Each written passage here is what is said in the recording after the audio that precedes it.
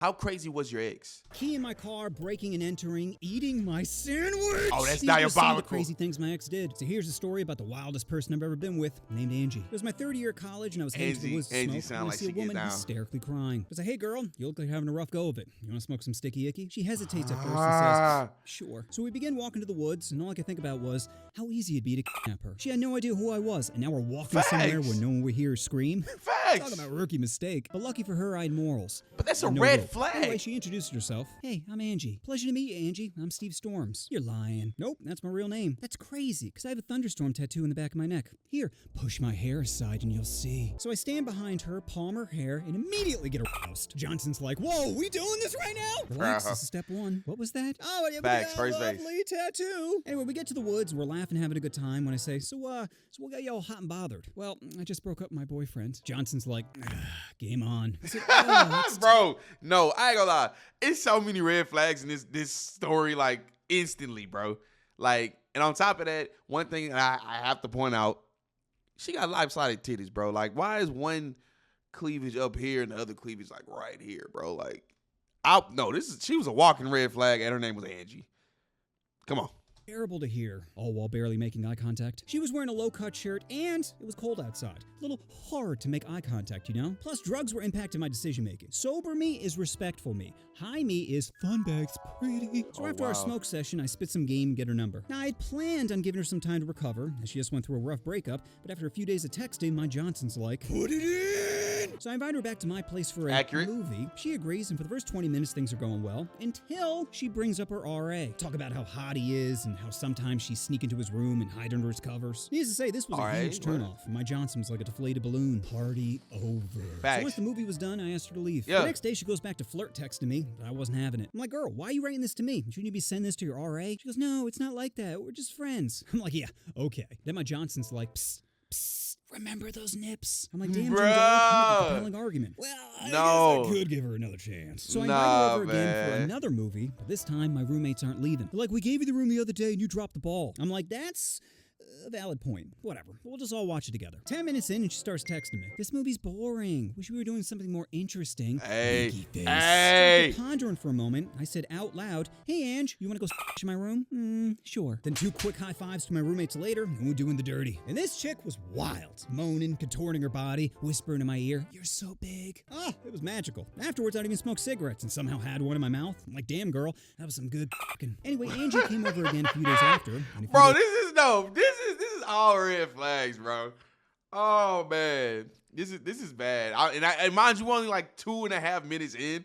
This is terrible, bro. Like, it's so many red flags. But if he was younger at the time, then it makes sense because our judgment when we were younger, we're literally only thinking with you know who down there. You know what I'm saying? The one-eyed monster. You feel me? So I guess I give him some slack. Days after that, then she started coming over every day. Best part was she would leave afterwards.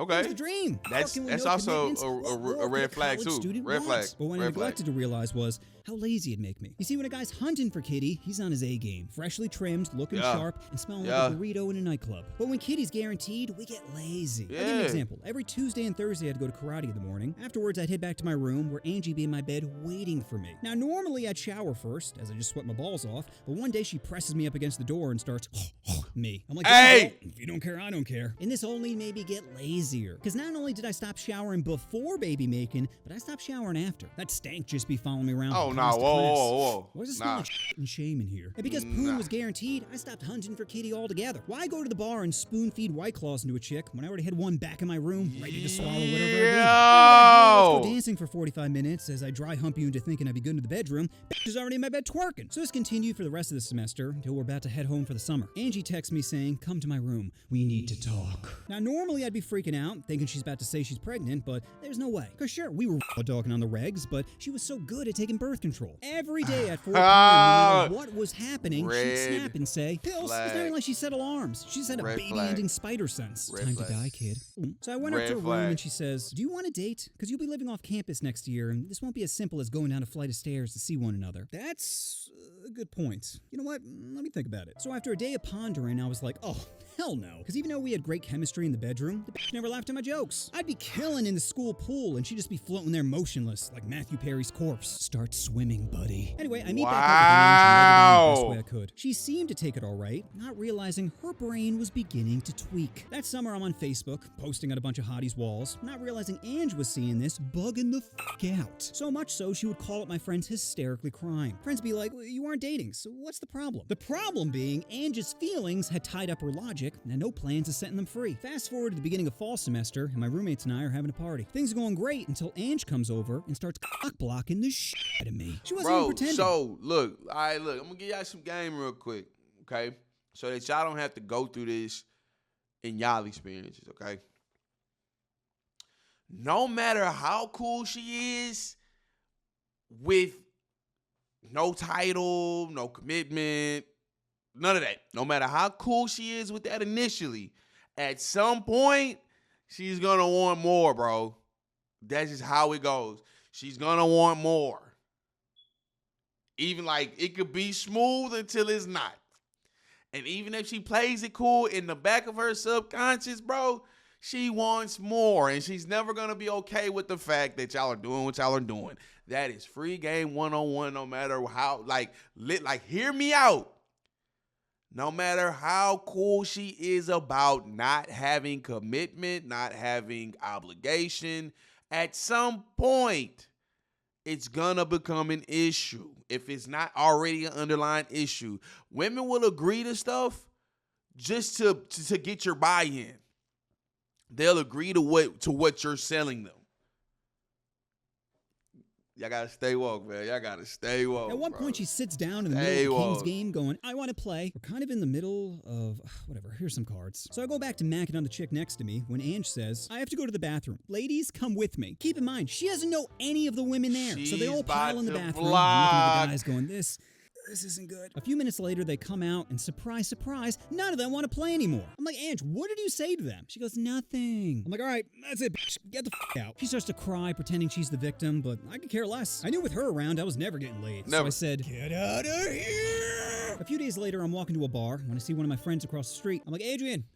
He looks at me and keeps walking, but my drunk ass is like, well, maybe he didn't recognize me. So I run over and I'm like, hey, homie. Adrian was being real apprehensive, and I'm like, what's wrong, man? Did I say something horrible? If I did, I'm sorry. Nah, I thought you were angry at me. Why would I be angry at you? Well, Ange said, that is crazy. But even though we hashed things out, I was still super pissed. Because if Ange is telling this guy I don't want to speak to him, then she's probably doing it to others. Now I'm missing out on connections and experiences because some is lying about me? Facts. Oh, I was heated. So drunk me thought, what is the meanest thing I could do right now? I could call her some basic insult like punt or bore, but I'm crafty and I could do better than that. Then it hit me. You see, the last time we were and I thought, you know what? This doesn't feel that tight. So while I was doing her, I stuck in a finger, then two fingers. Then I stuck my whole hand. Now, granted, my hand was curled, but that's still a lot of digits to cram in a clam. And that's when I came up with the greatest nickname ever, Whole Hand Ange. Oh, it's the chef's kiss of insults. So I text Angie that her new nickname around campus is Whole Hand Ange.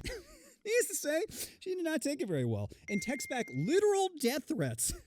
It's really brightened up my day, you know? The next day, I get a text from a number I don't recognize, and it turns out it's Ange's sister. She goes on this huge rant of, you have no idea who you're messing with. Bro. I'll ruin your life for disrespecting your sister. Get off my phone, homies, bro. Swallowed a good laugh, and now we're spitballing Get ideas off of things to write back when I say, hey, how about I respect your sister? I wash my hand before playing her like a puppet. Even my buddies are like, bro, that might be a little much. So I wrote it out and was about to send when I started to have second thoughts. Because normally my brain always picks the funny option, regardless of how much trouble it will get me in. 'Tis my how to your high school teacher video. But in this one moment, I thought, you know what?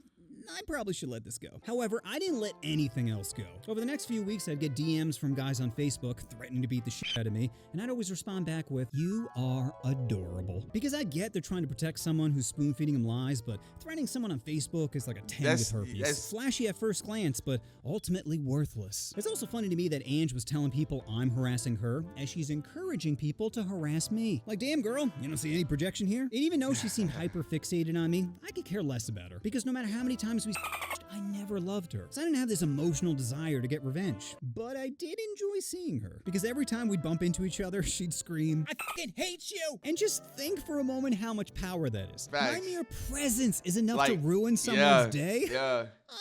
This It made me he's so happy. toxic. But this He's only very toxic. added to Angie's insanity, and in December, I get a phone call from Campus PD telling me to come down to the station. Obviously, I'm really nervous, because 95% of the time when a girl says a guy's harassing her, she's right. But luckily, the cops were very reasonable. A woman named Angie is claiming you're harassing her. Now, we've heard her side of the story. We'd like to hear yours. So the first thing I told him is we used to have on the regs. Wait a minute. You used to have a romantic relationship? Yeah, why do you think all this is happening? The cop just rolls his eyes and says, Continue. Then I showed him all the threatening texts and messages I got, and by the end of it, the officer was completely on my side. However, because police were called on a student, I also had to go speak to the director of student affairs. Oh, and this wow. bitch was the polar opposite. Before I said anything, she just starts listing She threats. looked like Harassment Ange. to students will not be tolerated, and you could be expelled for rah, rah, rah, rah, rah. After minutes of listening to this chick rant, I said, so you've only heard one side of a story and immediately came to a conclusion? Huh, I didn't realize an accusation was a conviction. Maybe you should take some of my criminal justice classes and see how gathering evidence is important when it comes to a potential crime. Needless to say, she was pissed, but I just sat there arms crossed like, I know you got nothing, bitch. Fast forward. Hey, no, hey, bro.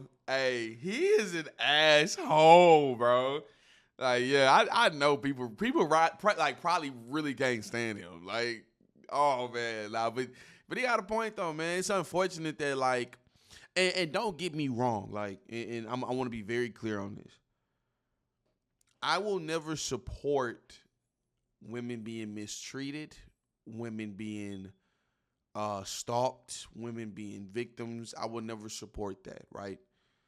But in the same hand, in situations like this can cause a snowball effect that can end negatively for the man involved, especially when it's one-sided. You only get one side of the story when it's not even the truth. On top of that, y'all don't even have the truth, and y'all running with it. It's not fair, bro. Like, stuff that can really go bad for men. But just, I ain't nobody. Valentine's Day, and I'm dating this lovely girl named Rachel. We're both walking on campus holding hands when we bump into Angie, who goes ballistic, screaming, Fuck you, you piece of shit. My girl starts chewing her out, saying, he doesn't want your stinky cooter anymore, you flat-faced bitch. Cooter. I'm laughing, dragging my girl away, saying, it's not cooter. worth it. Just ignore her. The next day, I get another call from campus police, so I go down to the station and speak to the same officer who says, So we got more complaints of harassment? Officer, I've done my best to avoid her, and in the time I've spoken to you, I've only bumped into her once on Valentine's Day when I was with my girlfriend. Officer was trying to remain professional, but I could tell he's like, ugh. I can't believe I gotta deal with this nonsense. A week later, I get a call from Ange saying, we need to talk. I'm thinking she's gonna try to bury the hatchet. Nope. Turns out her paranoia was at max, and she says, I know you keep stalking me, and if you don't stop, I'll be forced to take legal action. Bro, At first, I'm getting get real outta defensive, here. saying, Ange, I'm not stalking you or harassing you. Get or I outta don't here, care bro. What you do. But she is adamant, saying, you think I'm making this up? You think I'm crazy? No, Yes. I got Yes. fucking witnesses. I said, listen, I'm not calling you crazy, but calling the cops on Valentine's Day when you see me holding hands with another girl is a little cray-cray. Then she starts threatening my career at the time, saying, if I file charges against you, you'll never be a cop. That's when my brain snapped to sarcasm mode. I'm like, damn girl, I didn't think 6.5 inches was enough to lose your mind over, and yet here we are. Now I know I'm a guy, but you're gonna have to find a new prophet, okay? Whole hand Ange. And guys, to this day, Crash I've never out. seen someone so angry. She couldn't even form words. She just sat there shaking, going, That's when I knew it was time to dip. About a month later, I get a call from my friend Nora, who just so happens to be Angie's roommate. Nora invites me over her place, and I'm like, is this a trap? She's like, no, Angie's gone for the weekend, so it's just me here. I'm like, oh, all right. So I go over, and we're hanging out for a bit, when she casually mentions, I found your schedule at Angie's desk. I'm like, what? She goes, here, this is your schedule, right? And I'm looking at it going, holy shit. Angie broke into my place. Nora's like, what are you talking about? I said, because one day I came home and the kitchen window was open. I go to my roommate and I'm like, What? Jake, why did you open the kitchen window? You know that it's busted and super hard to close. I didn't open it. Bro, you're the only one here, and it's not like we he got probably- robbed he because our probably got on his laptops and helmet TV are still here. But little did I know someone did break in because that same day my schedule was missing off my wall. That's when Nora says, also, I probably should have told you this sooner, but one day I caught Ange next to your car. Wait, what? I was heading over your place at night when I caught Ange bent over by your car. I asked what she was doing, but she just played dumb. I'm like, God damn it, because someone keyed my car. Bro. I just thought it was some drunk asshole, not some crazy bitch. Now, luckily, I didn't have any more interactions with Ange and thought it was all behind me. That wasn't until about a year later when I was working at Bed Bath & Beyond. I had recently threw up my lower back and was super depressed, just unloading boxes, when I got a phone call from my old roommate, Jake. Jake is like, hey, Steve, listen, I shouldn't be telling you this, but I just thought you should know Ange is pregnant. Whoa, what? Yeah, and actually I was wondering, do you think it's yours? What? No, we haven't smashed in like 2 years. Oh, okay. I was getting worried for a second. But Jake, you know what this means, right? That you won't be a father? Well, of course that, but it means she trapped someone. What? She trapped someone, Jake. She was so distraught over the fact I could just with her for over a year and have no feelings that she found a way to make someone stay forever. What if she just forgot to take birth control? She never forgets to take birth control, Jake. Nah, Besides, facts, it's still effective facts. even if you forget to take it for a few days. She trapped someone, and it could have been me, Jake. This crazy bitch could have ruined my life, but instead I gotta live and see a son one more time. Glad I can make your day, Steve. Now go live, buddy. I will, Jake. Did this bitch just send me a friend request? Bro. You know what you want to do. Oh, Hey, no, hey, that was a good story, but yeah, I'm grateful enough to say that I've never had to deal with anything like that. Like, I ain't never had no crazy ex, vandalize my stuff or stalk me and stuff like that. You know, I'm not that type of person either. But, I mean, I've been through some crazy stuff too.